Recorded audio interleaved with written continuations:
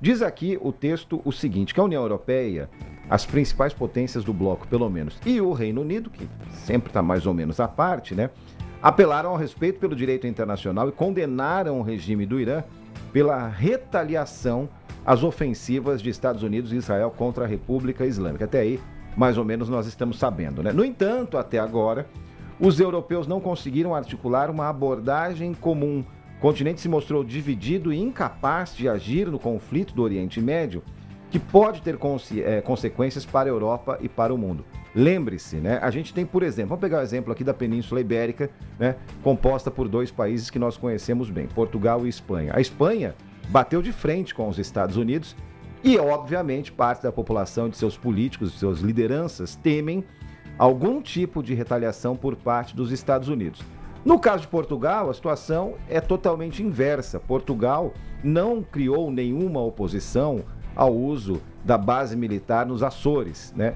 E por isso há ponderações entre lideranças políticas de Portugal dizendo assim, mas espera aí, né? Será que essa foi a melhor medida a ser tomada? Será que não há um risco de represália por parte do Irã? Isso está acontecendo de modo geral em todo o continente europeu e a gente vai seguir desenvolvendo esse tema. Aliás, né, misturando geopolítica com economia, está na linha conosco aqui no nosso TMC 360, mais uma vez, o professor Adriano Pires, que é diretor do Centro Brasileiro de Infraestrutura, vai conversar com a gente mais uma vez sobre essa ultrapassagem do preço do barril de petróleo a $100, como mais ou menos a gente até especulava que poderia acontecer mais cedo ou mais tarde, quando a gente conversou com o professor Adriano aqui na semana passada.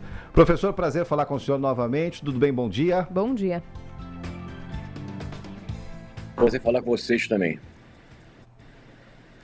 Bom, professor, o senhor me permite aqui fazer uma projeção de algo que ainda não aconteceu, mas a gente está vendo aqui o Donald Trump dizendo que esse petróleo pode baixar e deve baixar quando o regime revolucionário do Irã cair, mas a gente não sabe quando e se isso vai acontecer. Mas há quem diga que essa alta no barril de petróleo tem potência para desencadear uma espiral inflacionária. O senhor acredita que sim? E se sim, como que isso funcionaria e em quanto tempo? E se não, claro, também, por favor, exiba suas explicações aqui para a gente. Muito obrigado desde já. Bom, o cenário de sim é um cenário que se o petróleo já passou os 100, né? Se essa guerra durar mais e a intensidade dela continuar como está atualmente, lembra que o que fez o petróleo passar dos 100 foi já o ataque que os Estados Unidos fez a infraestruturas de gás e petróleo do Irã, respondendo o que na semana passada o Irã tinha feito, que foi atacar a refinaria na Arábia Saudita e atacar também as instalações de gás natural do Catar. Então, esse tipo de ataque faz com que o petróleo dispare e a gente não sabe onde ele pode vir a chegar, né? Ontem chegou a dar $110 o barril, hoje já está nessa faixa dos 108, 109, 110. E esse preço do petróleo, né, ele vai desencadear uma inflação mundial, na medida que os países, né, coloquem esse aumento do preço do barril do petróleo nos derivados de petróleo, né, que é a gasolina, que é diesel, que é querosene de aviação, que é gás natural, né? Então isso que desencadeia um processo inflacionário, como já desencadeou de outras feitas, quando você teve o primeiro choque do petróleo, quando você teve o segundo choque do petróleo. Então, guerras duradouras onde o petróleo fica muito alto, acaba que de um jeito ou de outro você incorpora isso no preço dos derivados e automaticamente na economia como um todo, né? O diesel é muito importante em transporte de mercadorias, no Brasil nem se fala, né? Então essa que é a questão. Agora, se a guerra parar, se a guerra durar pouco tempo e os Estados Unidos for vitorioso, o que vai acontecer?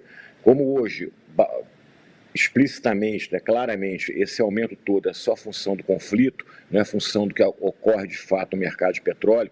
O mercado de petróleo hoje é um mercado ofertante, com oferta crescendo, principalmente a oferta no OPEP. Eu acho que rapidamente os preços recuam aí para os $70, $60, e aí você não teria nenhum impacto inflacionário. Então você está num cenário de extremos, né? O extremo de você ter muita inflação, inflação significa mais juros significa queda de crescimento econômico, e tudo isso em função, volto a dizer, da durabilidade e da intensidade que essa guerra vai ter daqui para frente. Professor, eu lembro de falar com o senhor, parece que foi ontem, mas sobre o mesmo assunto, quando a gente teve o início dos ataques da Rússia à Ucrânia, né? E é a pergunta que a gente quer que seja respondida, é uma pergunta difícil, mas como a gente tem paralelos na história, dá para a gente imaginar um pouco o que vem por aí. No bolso do brasileiro, como pode ficar o peso do preço da gasolina nas próximas semanas? A gente pode sentir um aumento grande? Tudo depende do que vai acontecer, mas pensando em situações parecidas que já aconteceram. Olha, o Brasil, né, Petrobras é uma empresa que tem controle do Estado, né? E principalmente nos governos do PT, ela tem muita interferência na política de preços, né? Principalmente esse ano, né? Que esse ano de eleição, né? Qualquer aumento na gasolina, no diesel, além de ter impacto inflacionário, vai ter impacto na popularidade do governo. Então eu tenho a impressão, quer dizer, que o governo vai tentar segurar ao máximo isso. Semana passada mesmo, a presidente da Petrobras, quando divulgou os números da empresa, falou que tem momentos de mercado volátil, que de guerra, ela não vai passar isso para o preço do consumidor, vai esperar mais um pouco. Agora vamos ver quanto é que espera, né? Porque na realidade, por exemplo, nos Estados Unidos e na Europa, essa semana passada, os preços já estão aumentando na bomba da gasolina, do diesel e dos derivados.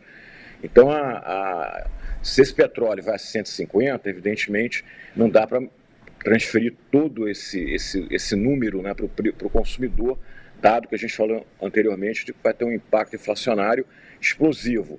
Mas me parece, quer dizer, que o Brasil já deveria estar aumentando o preço da gasolina do diesel. Não está fazendo isso, volto a dizer, por questões políticas, porque a Petrobras é uma empresa de petróleo que é controlada pelo governo. E petróleo alto é muito bom para a petroleira, ações sobem. Às vezes a Petrobras não ganha tanto dinheiro nesses momentos, exatamente por isso, que o governo represa os aumentos, né? E isso é muito ruim, porque o Brasil hoje é importador de petróleo, importador de gasolina, importador de diesel, né? E tem empresas privadas que fazem essas importações, que pararam de fazer, vão parar de fazer, porque não vai comprar uma coisa mais cara lá fora para vender mais barato aqui dentro. Em tese, a gente poderia até ter um desabastecimento. Lógico que não vai acontecer, porque a Petrobras, no limite, vai ser obrigada a importar esses produtos e ter prejuízo, vender mais barato aqui dentro que ela pagou lá fora. Então fica muito difícil a gente saber se vai aumentar no Brasil a gasolina e o diesel. Por quê? Porque aqui no Brasil não existe essa prática de mercado. Os preços são controlados pelo governo. Professor Adriano, uma última pergunta da minha parte, voltando ao cenário macro, né? Mas obviamente isso interessa de certa forma ao Brasil também, como, digamos, player residual. A geografia e a geopolítica, a gente fala muito em petróleo, né? Mas tem também a questão do gás natural, da circulação pelo Estreito de Hormuz e tudo mais. A geopolítica do gás é muito diferente da geopolítica do petróleo, quer dizer, se a gente estivesse conversando em dezembro agora, no inverno europeu, essa gravidade do assunto seria outra, seria intensificada? Para explicar para quem está nos ouvindo. Olha, é um pouco diferente sim, né? Porque o petróleo, ele é uma commodity, né? O petróleo é muito fácil você transportar ele é líquido, você bota no navio, você tem terminais no mundo inteiro para receber esse petróleo. Esse petróleo, ele vai para as refinarias e faz os derivados. O gás natural, ele ainda não é uma commodity como é o petróleo, porque o gás, ele para ser transportado, para ser exportado, ele precisa ser liquefeito, gás vira líquido, bota no navio, esse navio vai até o mercado consumidor, nesse mercado consumidor você regasifica esse gás outra vez.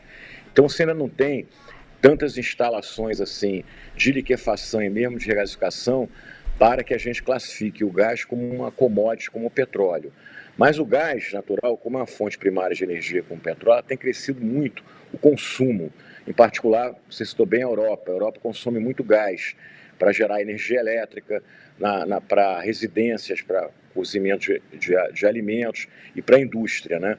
Então, como a Europa ela tem essa sazonalidade, a questão do inverno, se fosse inverno, ia ser pior ainda, porque o gás é muito utilizado na Europa para aquecimento, né? Aquecimento das casas, né? Ou via eletricidade ou gás diretamente, né? Então o gás hoje, ele cada vez está sendo mais importante no mundo, inclusive ele é classificado como a energia da transição energética, né? Por quê? Porque apesar de ser fóssil, ele é muito mais limpo, ele emite 30% a 40% a menos do que o petróleo. Então, realmente, o gás hoje ele tem uma importância muito grande na economia mundial. E se você vê esse momento específico, na Europa o gás já chegou a aumentar em 50%.